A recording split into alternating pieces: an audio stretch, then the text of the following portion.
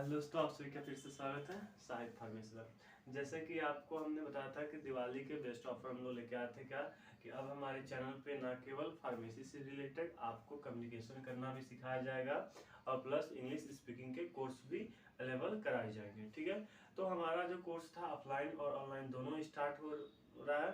तो हम आज इंट्रोडक्शन लेंगे कि आपको इंग्लिश कैसे बोलना है। ठीक है, तो जैसे आपको दिख रहा है यहाँ पे क्या है, हाउ टू स्पीक, यानी कैसे हम इंग्लिश बोले। ठीक, कैसे इंग्लिश बोले। तो पहले समझते हैं कि इंग्लिश क्या है।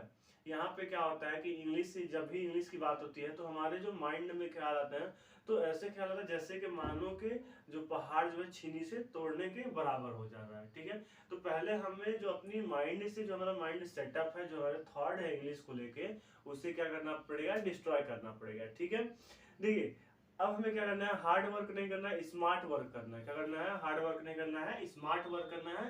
तो हम कैसे इंग्लिश बोलना स्टार्ट करेंगे पूरी यहाँ पे देखते हैं। पहले आपको क्या होना चाहिए, टेंस आना चाहिए। पहला टॉपिक क्या है, आपको प्रॉपर तरीके से टेंस आना चाहिए।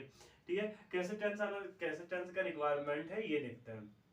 ठीक है, जैसे मान लीजिए कि आपने कहा कि मैं सो रहा हूं, तो आप काम कर रहे हैं यानी प्रेजेंट में है। मैं सोया था, ये क्या है, पास्ट में है। मैं सोऊंगा, ये क्या है, फ्यूचर में। तो इससे क्या पता चलता है, टेंस क्या एक्सप्लेन करता है, टाइम को एक्सप्लेन करता है। तो इससे पता चलता है कि टेंस का बहुत ही मेन भूमिका होती है। क्या एक्सप्लेन करता है, टाइम को।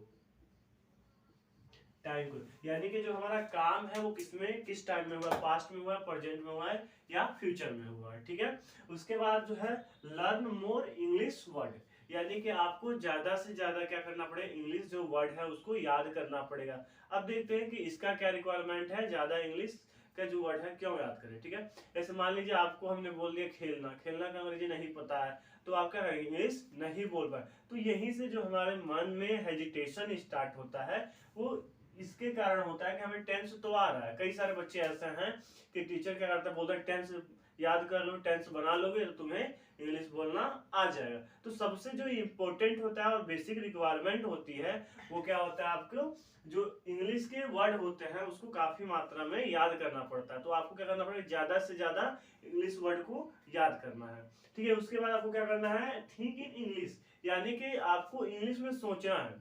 देख कई बार क्या होता है कि हम जैसे किसी भी टॉपिक को ले लीजिए, अपने फ्रेंड्स के बारे में ले लीजिए या फिर अपने बारे में ले लीजिए कि आप सुबह से क्या करते हैं, शाम तक क्या किए, कितने घंटा स्टडी किए, कितने घंटा मोबाइल चलाए, और जो भी आपके लाइफ में जो वर्क इन्वॉल्व है उसको क्या करेंगे, आप स्टडी कीजिए और इंग्लिश में सोचिए।